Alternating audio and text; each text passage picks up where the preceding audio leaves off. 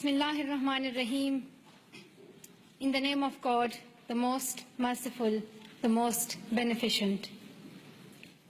Good afternoon, bonjour, assalamu alaikum, bakhair raghlai.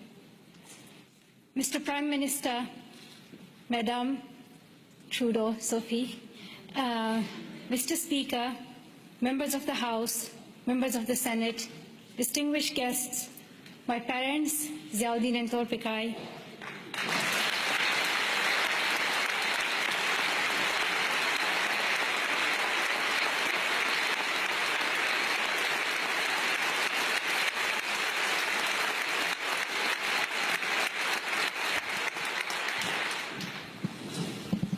and finally, the people of Canada, thank you so much for the warm welcome to your country.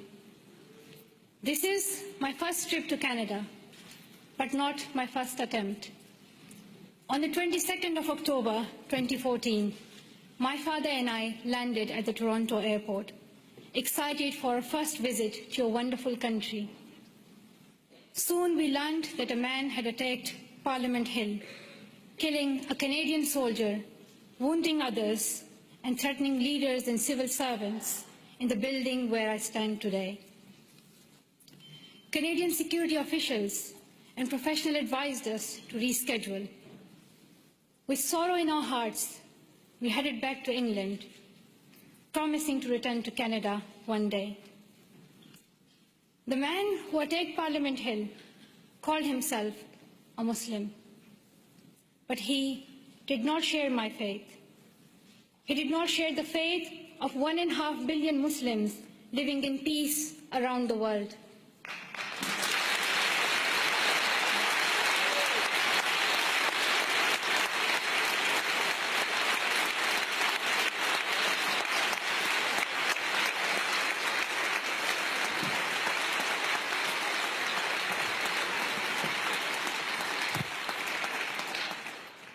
Sorry, the podium became too high, so I'm short-sighted, I couldn't read some of the words.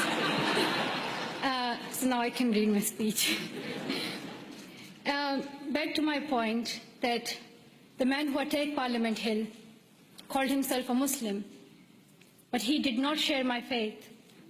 He did not share the faith of 1.5 billion Muslims living in peace around the world. He did not share our Islam, a religion of learning, compassion, and mercy. I am a Muslim, and I believe that if you pick up a gun in the name of Islam and kill an innocent person, you are not Muslim anymore. You and the person who attacked Parliament Hill and all these terrorists do not share my faith. Instead,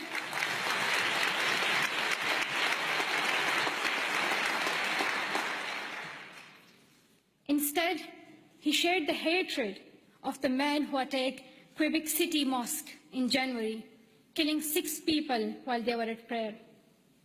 The same hatred as the man who killed civilians and police officers in London 3 weeks ago.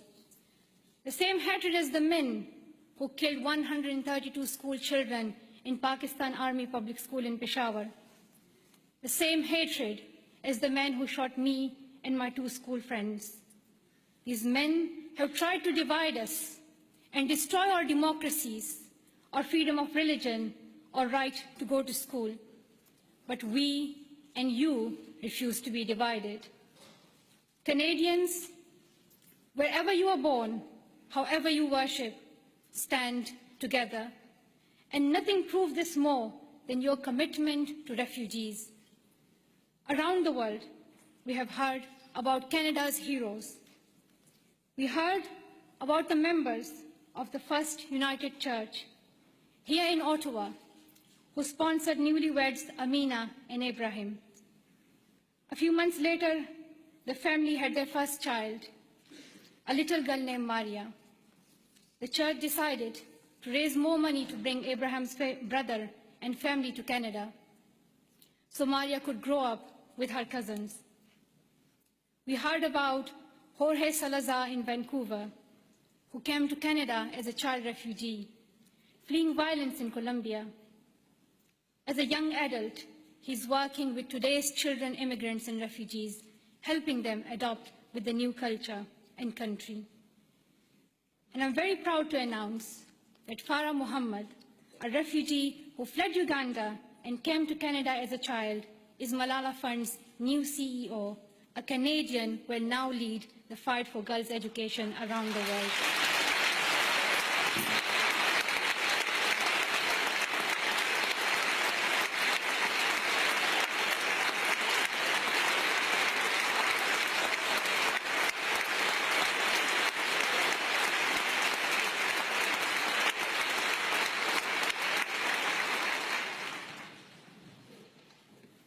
Many people from my own country of Pakistan have found a promised land in Canada, from Maria Topikai Wazir, a famous squash player, to my relatives here today. Like the refugees in Canada and all around the world, I have seen fear and experienced times when I did not know if I was safe or not. I remember how my mom used to put a ladder at the back of our house so that if anything happened, we could escape. I still remember that I would read a Quranic verse, Ayatul Kursi, every night to protect our family and as many people as I could. I felt fear when I went to school, thinking that someone would stop me and harm me. I would hide my books under my scarf. The sound of bombs would wake me up at night. Every morning I would hear the news that more innocent people have been killed. I saw men with big guns in the streets. There's more peace now in my home of Swat Valley, Pakistan. But families like mine, from Palestine to Venezuela, Somalia to Myanmar, Iraq to Congo, are forced to flee their homes because of violence. So your motto and your stand, "Welcome to Canada," is more than a headline or a hashtag. It is the spirit of humanity that every single one of us would yearn for if our family was in crisis. I pray that you continue to open your homes and your hearts to the world's most defenseless children and families, and I hope your neighbors will follow your example.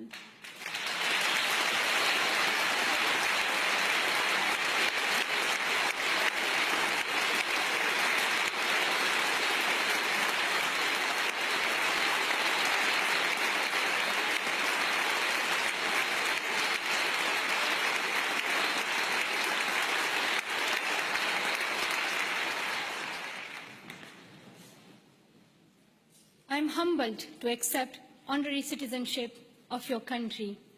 While I will always be a proud Pashtun and a proud citizen of Pakistan, I'm grateful to be an honorary member of your nation of heroes, though I still require a visa.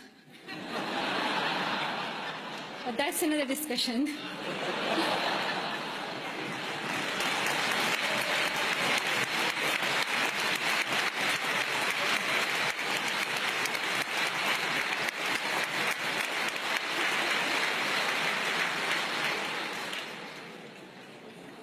I was also very happy to meet Prime Minister Trudeau this morning. I am amazed by his embrace of refugees, his commitment to appointing Canada's first gender-balanced cabinet, and his dedication to keeping women and girls at the center of your development strategy. We have heard so much about Prime Minister Trudeau, but one thing has surprised me. People are always talking about how young he is. They say that he is the second youngest Prime Minister in Canadian history. He does yoga, he has tattoos, and a lot more. And while I was coming here, everyone was telling me, like, shake Prime Minister's hand and, like, let us know how he looks in reality. And people were just so excited about meeting Trudeau. I don't think anyone cared about the Canadian honorary citizenship. While it may be true that Prime Minister Trudeau is young and he is young head of government, I would like to tell something to the children of Canada, that you don't have to be as old as the very young Prime Minister Trudeau to be a leader.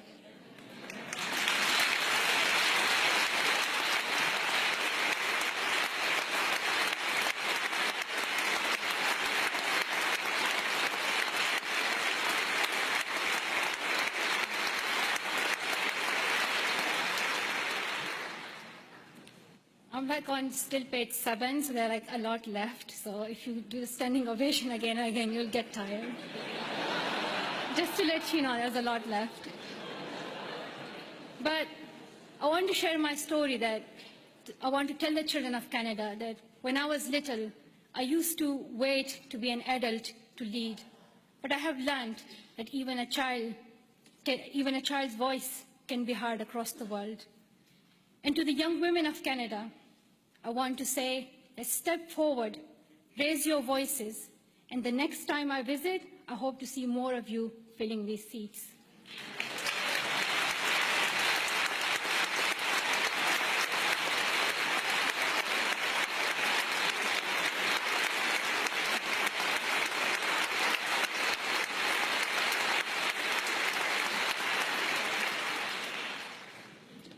And to the men of Canada, be proud feminists and help women get equal opportunities as men. And to the leaders of Canada today in this room, though you may have different politics and policies and priorities, I know each one of you is trying to respond to some of our world's most pressing problems. I have traveled the world and met many people in many countries.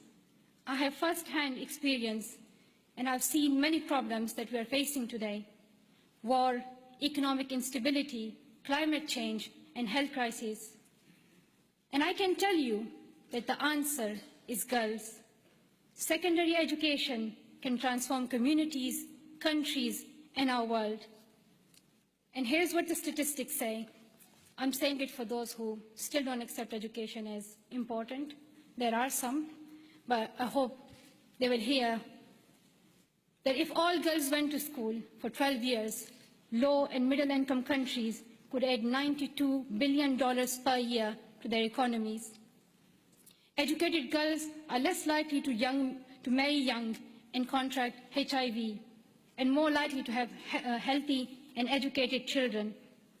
The Brookings Institution called secondary education for girls as the most cost-effective and best investment against climate change.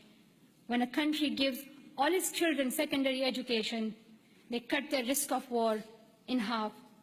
Education is vital for the security of the world because extremism grows alongside inequality. In places where people feel they have no opportunity, no voice, no hope. When women are educated, there are more jobs for everyone. When mothers can keep their children alive and send them to school, there is hope. But around the world, 130 million girls are out of school today. They may not have read the studies and they may not know the statistics, but they understand that education is the only path to a brighter future, and they are fighting to go to school. Last summer, on a trip to Kenya, I was introduced to the bravest girl I have ever met. At age 13, Rahma's family fled Somalia and came to Dadaab, the world's largest refugee camp. She had never been inside a classroom, but she worked hard to catch up, and in a few years, graduated primary school. At 18, Rahma was in secondary school when her parents decided to move back to Somalia. They promised she could continue her education. But when her family returned to Somalia, there were no schools for her to attend. Her father said her education was finished and that she would soon marry a man in his 50s, a man she did not know. Rahma remembered a friend from the refugee camp who had won a scholarship in a university in Canada. She borrowed a neighbor's internet and contacted him through Facebook. Over the internet, the university student in Canada sent her $70. At night, Rahma snuck out of her house, bought a bus ticket, and set out on an 8-day-long trip back to the refugee camp, the only place she knew she could go to school. Through the Sustainable Development Goals, our nations promised every girl she would go to school for 12 years. We promised that donor countries and developing countries would work together to make this dream a reality for the poorest girls in the world. I know that politicians cannot keep every promise they make, but this is the one you must honor. World leaders can no longer expect girls like Rahma to fight this battle alone. We can gain peace, grow economies, improve our public health and the air we breathe, or we can lose another generation of girls. I stand with girls as someone who knows what it is like to flee your home and wonder if you will ever be able to go back to school. I stand with girls as someone who knows how it feels to have the right of education taken away and your dreams threatened. I know where I stand. If you stand with me, I ask you to seize every opportunity for girls' education over the next year. Dear Canada, I'm asking you to lead once again. First, make girls' education a central theme of your G7 presidency next year. Second, use your influence to fill the global education funding gap. You raised billions of dollars and saved lives when you hosted the Global Fund's replenishment in Montreal last year. Show the same leadership for education. Host the upcoming replenishment of Global Partnership for Education. Bring world leaders together and raise new funding for girls to go to school. If Canada leads, I know the world will follow. Finally, prioritize 12 years of education and schooling for refugees. Today, only a quarter of refugee children can get secondary education. We should not ask children who flee their homes to also give up their dreams. And we must recognize that young refugees are future leaders on whom we all depend for peace. The world needs leadership.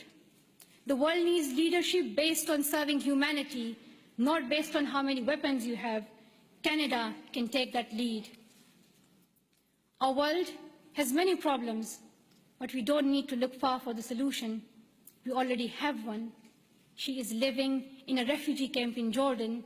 She is walking 5 kilometers to school in Guatemala. She is suing footballs to pay enrollment fees in India. She is every one of the girls out of school around the world today. We know what to do, but we must look inside ourselves for the will to keep our promises. Dear sisters and brothers, we have a responsibility to improve the world.